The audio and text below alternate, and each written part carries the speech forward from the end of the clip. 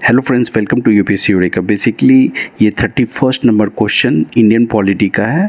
In essence what does due process of law mean. So due process of law mean, इसका जो answer हो जाएगा वो हो जाएगा आपका फेयर एप्लीकेशन ऑफ लॉ। और ये फेयर एप्लीकेशन ऑफ लॉ क्यों होगा, और कुछ लोग इसका आंसर ये प्रिंसिपल ऑफ नेचुरल जस्टिस भी बता रहे हैं, ए को भी आंसर बता रहे हैं, लेकिन ए नहीं होगा क्योंकि प्रिंसिपल ऑफ नेचुरल जस्टिस का जो आंसर बता रहे हैं वो कॉन्स्टिट्यूशन ऑफ इंडिया और सुप्रीम कोर्ट का कुछ वर्डिक्ट को रेफ़र करके बता रहे हैं। लेकिन यहाँ उस वर्डिक्ट से कुछ लेना देना नहीं है, ना ही कॉन्स्टिट्यूशन ऑफ इंडिया से लेना देना है। यहाँ पूछा जा रहा है इन एसेंस, इसका मतलब पूछा जा रहा है कि जनरल इसका मीनिंग क्या होता है। So due process of law का अगर आप डेफिनेशन चेक करोगे, so it basically checks the fairness of law. So fair application of law ही इसका आंसर होगा। और ये आपको कहीं भी किसी भी तरह से कॉन्स्टिट्यूशन ऑफ इंडिया या फिर सुप्रीम कोर्ट का कोई भी वर्डिक्ट से इसका कुछ लेना देना नहीं है। ये एक जनरलाइज्ड डेफिनेशन पूछा गया है। So C will be the right answer. Here is your next question. Next question is consider the following statements. Statement 1 है, in India prisons are managed by state governments with their own rules and regulations for the day-to-day administration of prisons.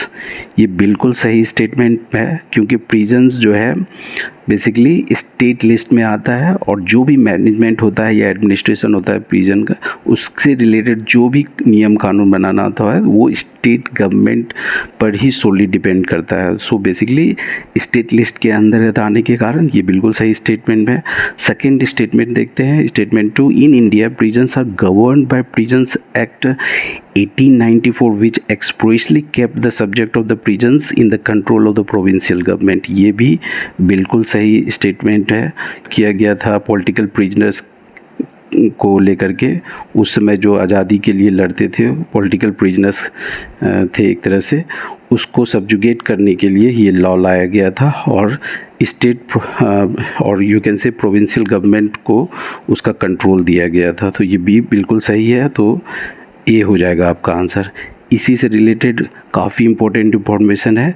अभी हाल ही फ़िलहाल में model prisons act 2023 सरकार के द्वारा ministry of home affairs के द्वारा लाया जा रहा है। ये अब जो ये प्रिजन्स एक्ट 1894 को है, इसको रिप्लेस करेगा, क्योंकि ये एक तरह से कॉलोनियल लॉज है, और इसका मेन जो मतलब लाने का कारण था उस समय को देखते हुए काफ़ी एब्यूज़िव था, और पॉलिटिकल प्रिजनर्स को सब्जुगेट करने के लिए लाया गया था। लेकिन अब सरकार चाहती है कि प्रिजन में रिफॉर्म्स आए, और एक जो रेट्रिब्यूटिव डिफरेंस के तौर पर यूज़ किया जा रहा है इस लॉ को, कॉलोनियल लॉज को, उसको रिहेबिलिटेशन के तौर पर लाने की कोशिश की जा रही है सरकार के द्वारा। तो ये काफ़ी इम्पोर्टेंट हो जाता है प्रिजन्स एक्ट 1894। और मोदी जी के द्वारा काफ़ी बार कहा जा चुका है कि प्रिजन रिफॉर्म क्यों ज़रूरी है, और जो ऑब्सोलीट लॉज है, कॉलोनियल लॉज है, उसको रिपील करने की भी क्यों ज़रूरी है,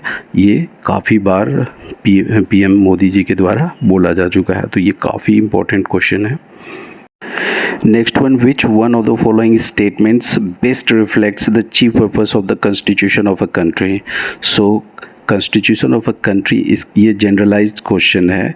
किसी कंट्री का अगर कॉन्स्टिट्यूशन है, उसका चीफ पर्पस किस स्टेटमेंट में रिफ्लेक्ट होता है।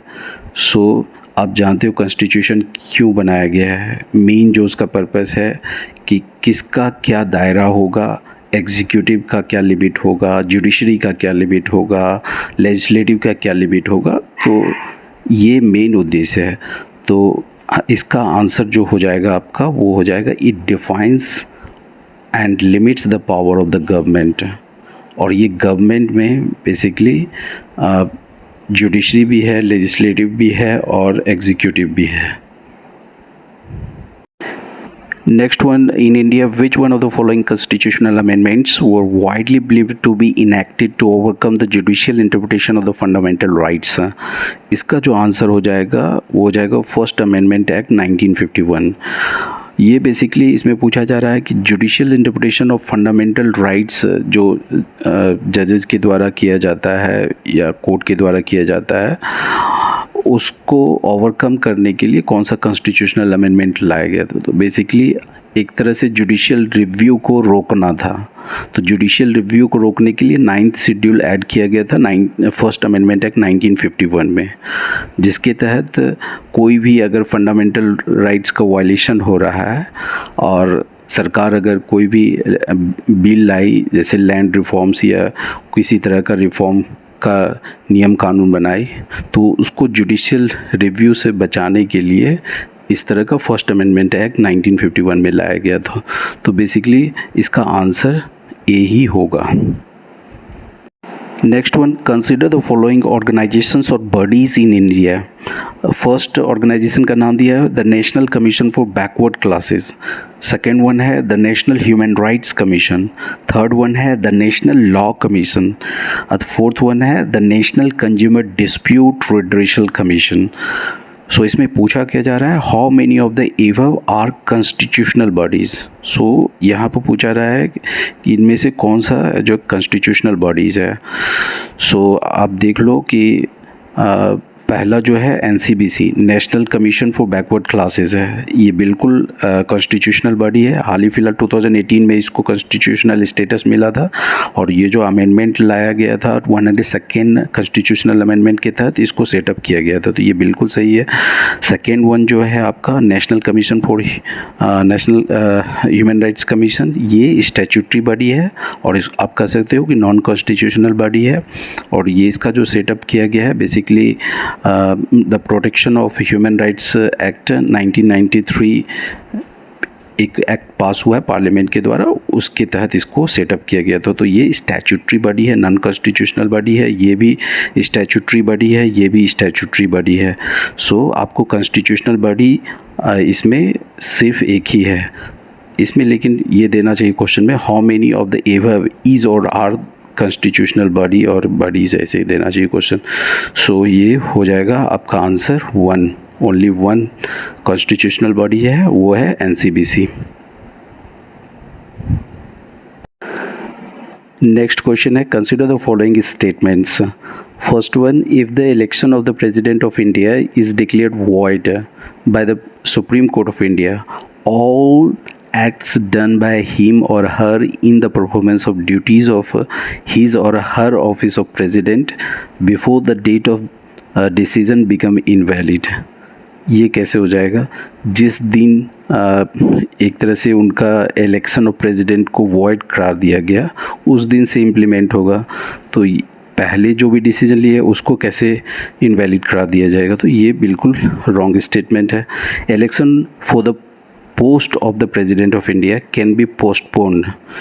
Election of President of India को पोस्टपोन किया जा सकता है on the ground that some legislative assemblies have been dissolved and elections are yet to take place। ये कैसे हो सकता है, अगर किसी स्टेट में किसी लेजिस्लेटिव असेंबलीज़ में अगर इलेक्शन नहीं हो पाया है, उस कारण से election of for the post of President of India को पोस्टपोन किया जाना ये कोई मतलब नहीं बनता है, तो ये भी रॉन्ग स्टेटमेंट है। और थर्ड वाला क्या है statement, when a bill is presented to the President of India, the Constitution prescribes time limits within which he or she has to declare his or her assent।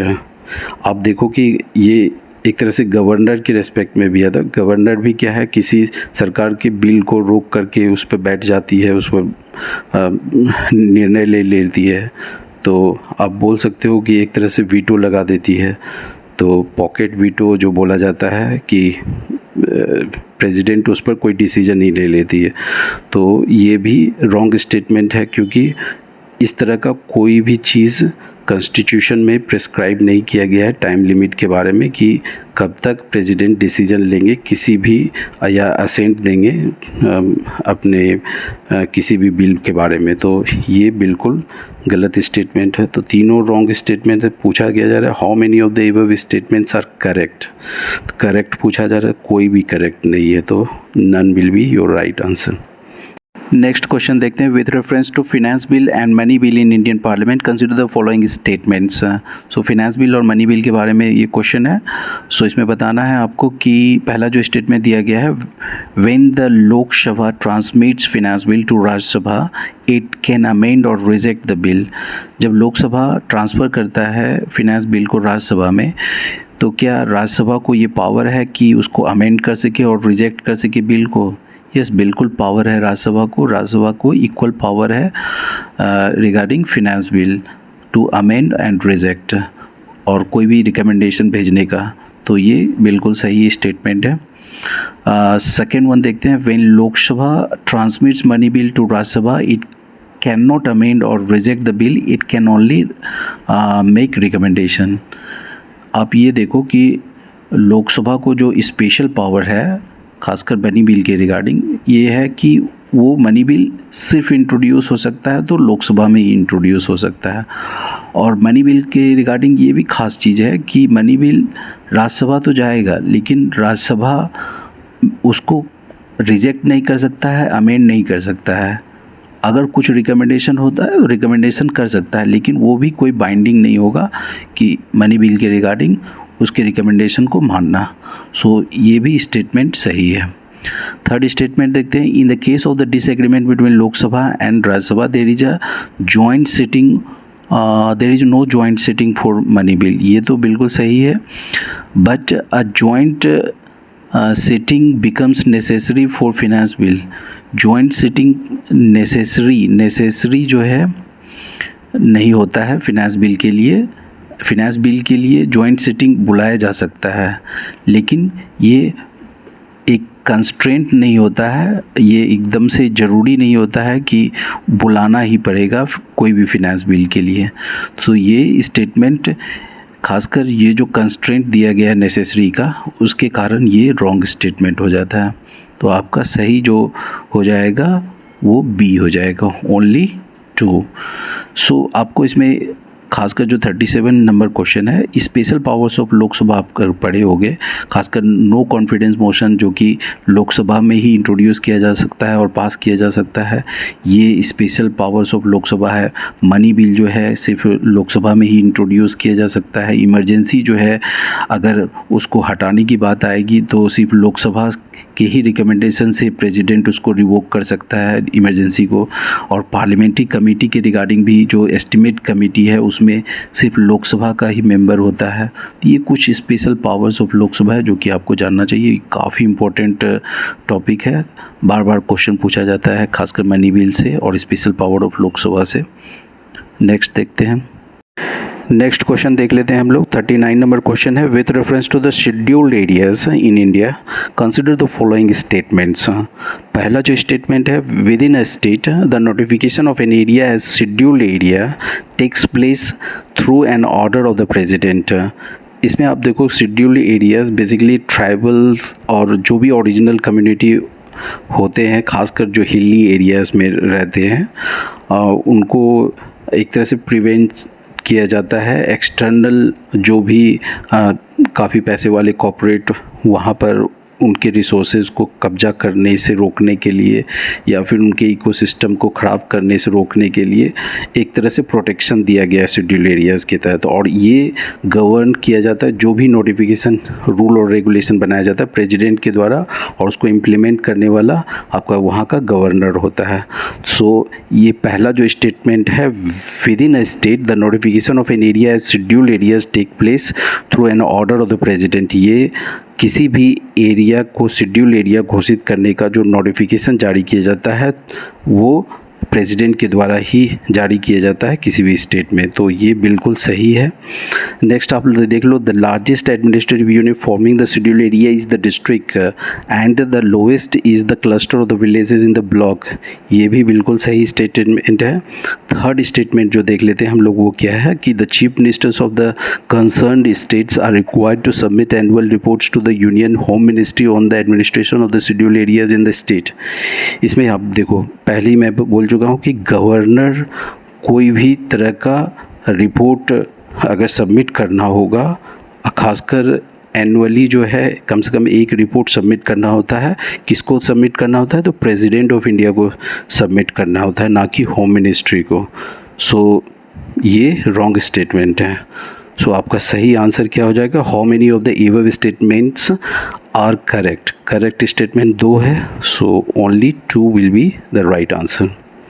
14 number question देखते हैं। Consider the following statements. Statement 1 है, the Supreme Court of India has held in some judgments that the reservation policies made under Article 16(4) of the Constitution of India could be limited by Article 335 for the maintenance of efficacy of administration। ये आप देखो statement अपने आप में सही है, आप देखोगे आर्टिकल 335 में, सो ये बिल्कुल सही स्टेटमेंट है। स्टेटमेंट 2 देखते हैं। Article 335 of the Constitution of India defines the term efficacy of administration। efficacy of administration इस तरह का तो कोई भी डेफिनेशन कॉन्स्टिट्यूशन ऑफ इंडिया में मेंशन ही नहीं है। सो आप ये रॉन्ग स्टेटमेंट है। सो सही आंसर जो हो जाएगा आपका, वो हो जाएगा statement 1 is correct but statement 2 is incorrect. C will be the right answer।